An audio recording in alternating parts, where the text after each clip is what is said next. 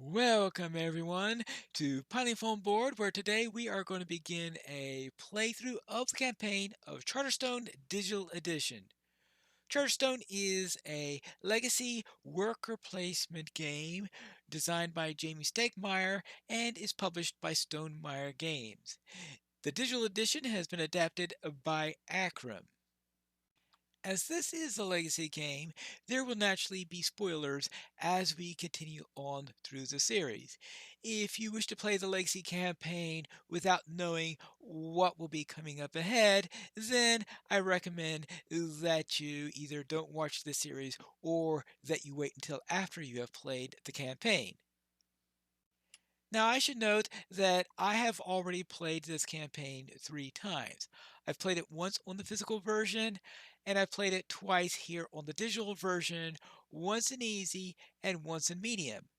Today, I am going to start a campaign where I'll be playing on hard, where I suspect I'm going to be getting a bigger challenge than I had at the other 2 settings.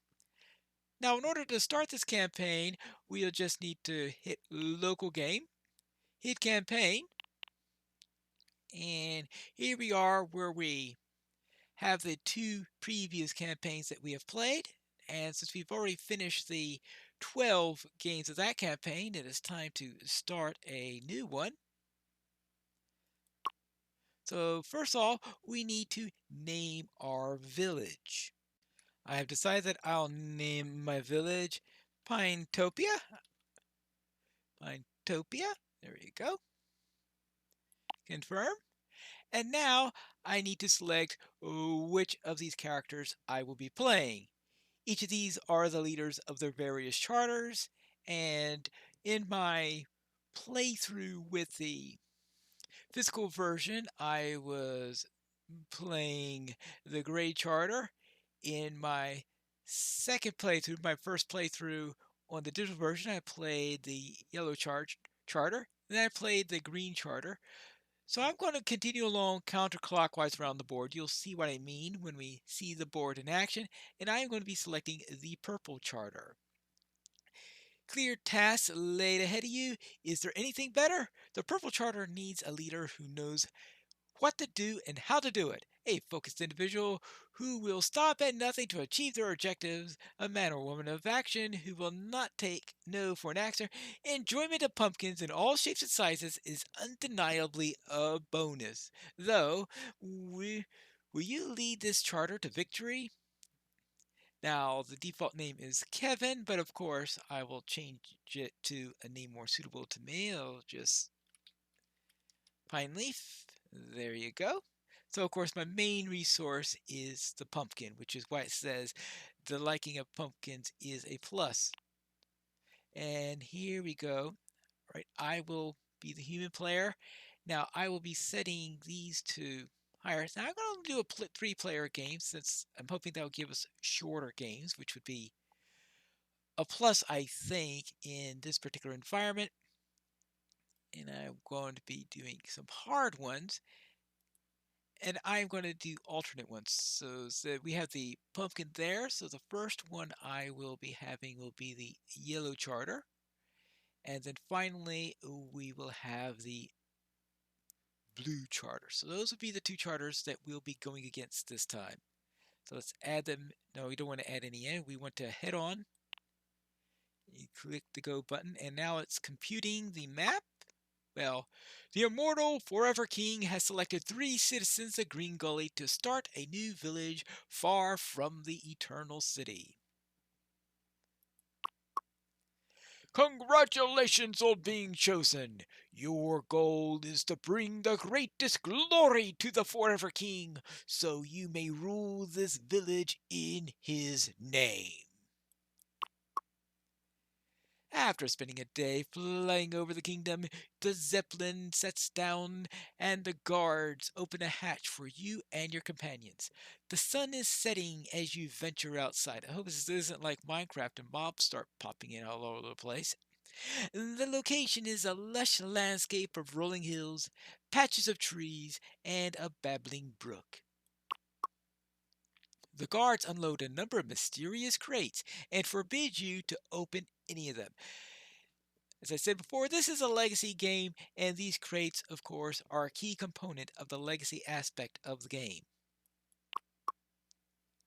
The group gathers around a large rock. You recognize it as a Charterstone, just like the one in the center of the Eternal City. There you go. Your first task. Finally, if your first task is to construct a basic resource building in your charter, each will provide you with the basic resources of your charter, and you can construct it on one of the 6 plots available in your charter. This time, the construction is free. In the future, however, the cost will cost you valuable resources. What's more, as a reward for constructing buildings, you will usually be rewarded with a crate. I wonder what could be inside. So you get a crate whenever you build a building, and the exception of that is that when you have the high-end buildings at the very end, the ones that are worth the most, those do not have crates. They're the end of the line, because if you had everything opening crates forever, you'd just be running out of room. All right, here we go. Here we have, all this is, you place down your meeple and you get a pumpkin in return. So it's a very, very basic one. We'll put the pumpkin patch right here, right next to the Charterstone. There you go. And now we get to name our charter. So we could go with Pineleaf's charter, of course, and we have May's charter, Bruce's charter, and the NPC ones, the ones I should say, the unplayed ones, they just have their colors on there. I have decided to use the name Gordia. See how that works. Everything is ready. Let's play the game. It's time to determine the first player to begin the game. It's important. And part of the first game is using the Charterstone building to open the crate to receive the construction of your first building. Yes. There you go. And it looks like I'm starting. Buildings in the village. Would you like to see a description of each building that's already standing? Not really, because I've played this on several occasions already. We could go over these as time goes along. But now, since I am first, I might as well start out by heading straight to the Charterstone, because we begin with 4 gold in the first game. And it so happens that opening up a crate costs 4 gold. I know, what a coincidence. And I have crate number 1. And that continues the progress track, is what happens whenever you open up a crate, build a building, or take a victory point objective, which you'll see later. And let's see what's in here. We have the greenhouse. You can use the greenhouse where you could spend some of your influence. We got 12 influence at the start in order to get a pumpkin and a victory point. That could be useful. We can get the pumpkin market, where we could sell a pumpkin for some gold and a victory point. The purple player seems to be very good with victory points. And let's see what we've got here. Oh, personas. Yes, and a persona of the gardener, where after using a building with a pumpkin cost, you can gain a victory point. Now, I can't use the persona in this game. I will have to wait until the next game to do that, so we can see how that works later when we get to game 2. So the yellow charter is now going, and looks like he's also opening up the crate. And he gets the granary and the grain market, something similar to what we had here, plus a farm persona. So the first ones are just very basic. 2 possible buildings that you can have, as well as a persona to use in later games. So a refinery, so of course, basic things you would need if you have an iron market, since that's the metal character. So she has, of course, the prospector. Now it's my turn. Now what happened is since we all went to the Charterstone in this particular game, when the yellow player played in there, came in there, I got bumped. Now being bumped is actually a good thing because it means now I have both my meeples back. This is a worker placement game, and if you come to a point where you can't place any of your meeples, then your entire turn will be retrieving all of your meeples. So it means it'll be longer before I have to worry about having to start all over again. But we need to know what my objectives are. Uh, Actually, these are my cards. So now I have a greenhouse and a pumpkin market. So I have to decide which one I want to try to get. And I can postpone this a little while by starting to get pumpkins because I need pumpkins for both of them. And then I can worry about getting metal and coal. Let's see, which one do I need more? I think right now I'm going to go for the pumpkin market at the moment. And if I want to do this, then I'm going to be needing coal and iron. Is anyone there? I might as well go after the coal now. That way I won't be bumping anyone. Actually, I don't think anyone has. I probably should have gone after the metal first, seeing how. Maybe not. He bumped me anyway. All right. Fine. I can go with that.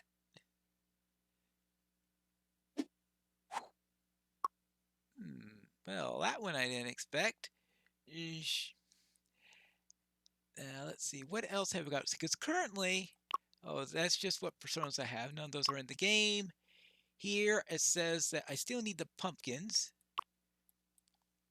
And what else? And here are the objectives. I really should look at these things. And here looks like one of my objectives here is to get all of the various different resources in there. So I might as well go for this while I'm waiting for the pumpkin patch to be in a position where I don't have to worry about bumping someone. So what other resources are there? Well, I could use some. Look at here. This shows me which ones I have. I could use some grain if I'm going to. Here, so I'll go into there. Ah, looks like we're all having to retrieve everything. So all of us had to retrieve all of our stuff. All right, now she goes after there, and I might as well go after her and get a pumpkin.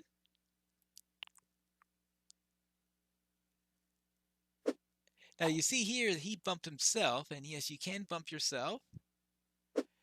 In fact, it looks like we're all doing that because the idea is because whatever your primary grain and your primary resource is, you need two of them to build the buildings that are associated with your charter. Later on in the game, you don't have to build buildings that are related to your.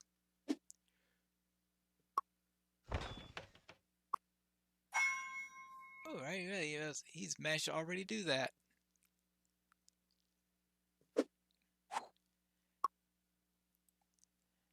Now, what do we have here? Do I have everything I need in order to build? Yes, I do. I'm going to grab a wood right now.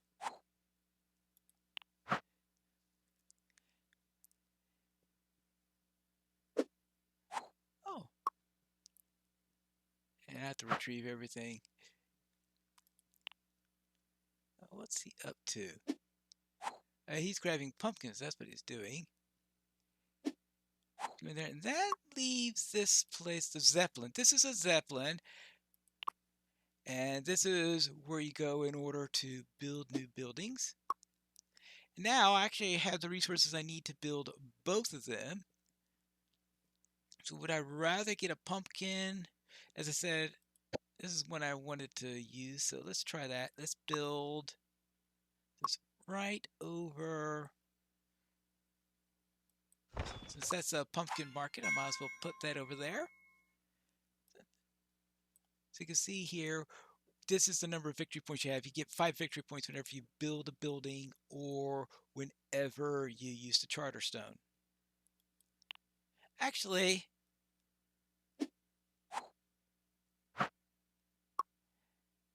that was really stupid of me because I wanted to take care of this objective first, but of course now I spent half my resources. So that was not the best move I had over there. It's probably so now I'm gonna have to start going after this again.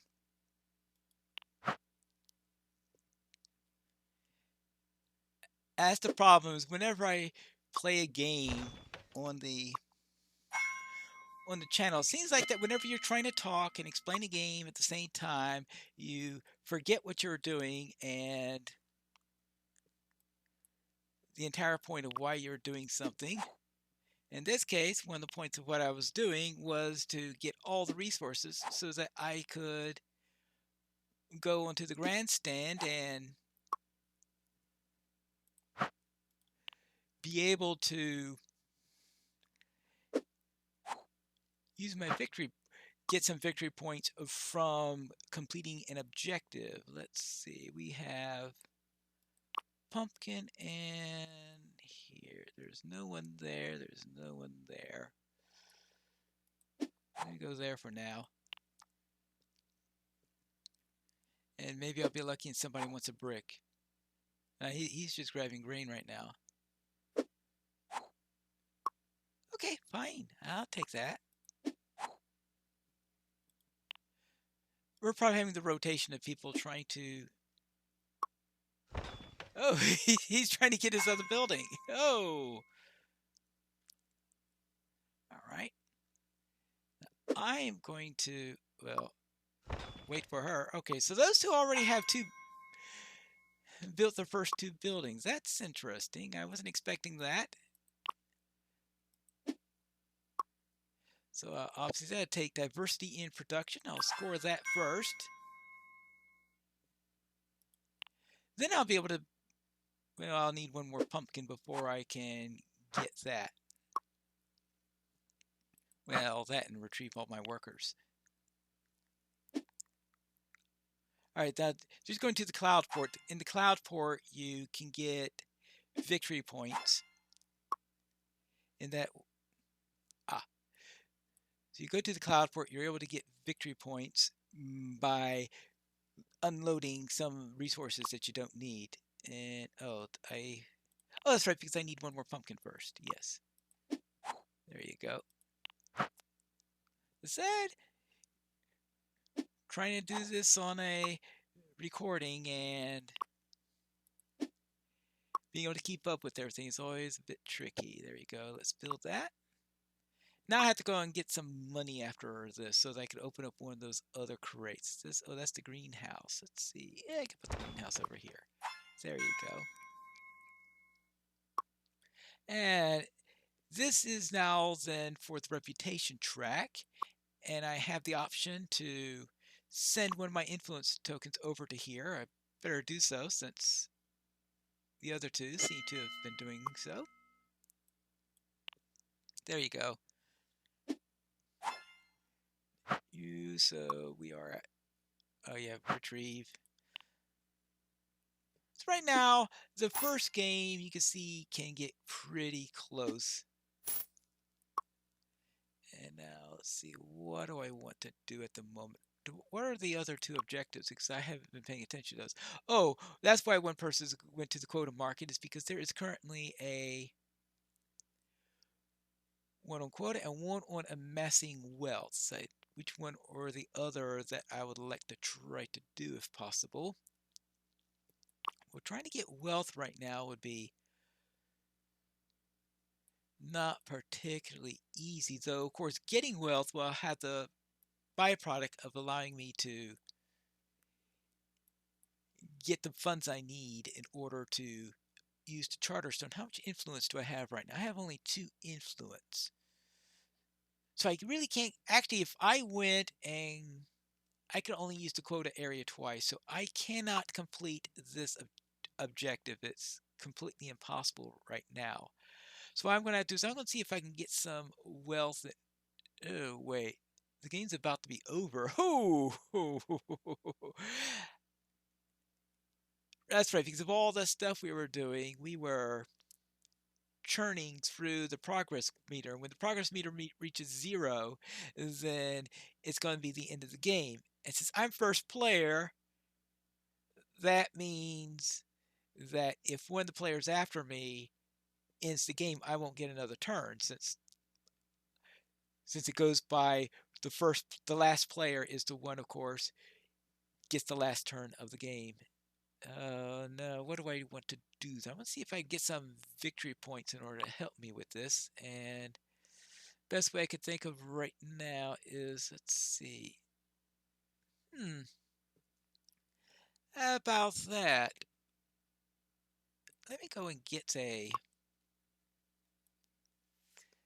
Actually, probably the best point is just to go for quota in order to get more victory points that way. How about if I go for 3 resources in order to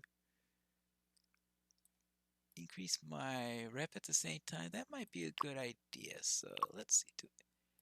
Let's get my meeple over here. Let's drop over here and let's get onto the quota track. And I have a choice of what I want to dump. I don't want to dump any of those. I don't have any coins, so I could dump resources into here. And probably the best one I want to go and try this one. And mainly because that gives a reputation bonus in there. And I think that will be useful. And I got bumped there.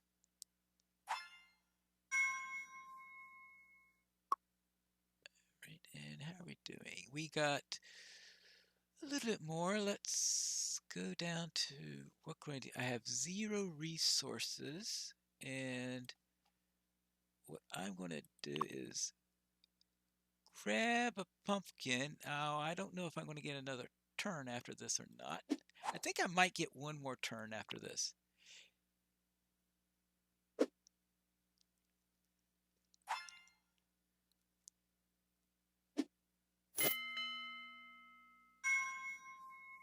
And yes, I get one more turn. It's possible I could have one more turn after this, but I'm going to buy the assumption that I actually know that both of them have 0 influence also. What happens is if you have 0 influence at the start of your turn, that moves. So it's guaranteed that this is my last turn. So I need to just pick up some victory points here. Now, the question is, do I want to keep that pumpkin for the next game, or would I like to just win the game? There's no great need to win the game, but I definitely don't want to turn in any of these crates. I want to keep those crates for the next game. And after the end of the first game, anything you have carries over to the second game.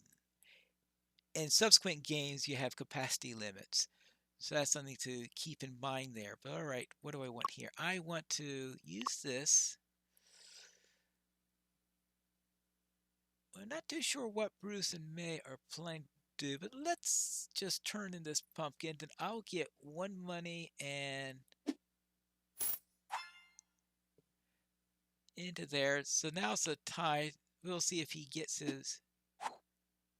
He just grabs a resource, and that's the end of the game.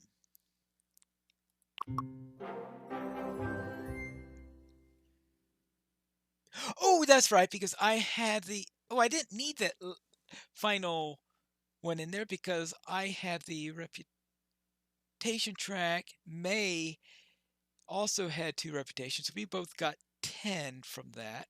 But Bruce did not get a second bid on reputation. So we got 10 points. He got 7 points as a result of that. And so I actually won that game outright as a result of that. And I didn't really need to go and grab that last point at the end. Oh well. Now what I get to do is I get to distribute points in here. If I do it is I get 3 points of glory. You get 1 point for every 10 points you had. I had 20 4 plus the 10, so that would have been 34 in all. Yeah, I guess that makes sense. So I had 34 points in all. Because I had 34 points, you divide that by 10, and that means I got 3 glory points as a result. And I get to spend that, and I think that the best thing I want here will be a card. So I'm going to start up by that. And what happens is as soon as I get 10 glory added into there, I'll be able to get a card at the start of each game. And actually, we weren't going after cards this entire game, which is rather unusual because usually when I've played, that advancement deck disappears very, very quickly. Capacity. At the end of games 2 through 12, your capacity will determine the number of components your personal supply you may keep. Elements that are not kept are discarded to general supply.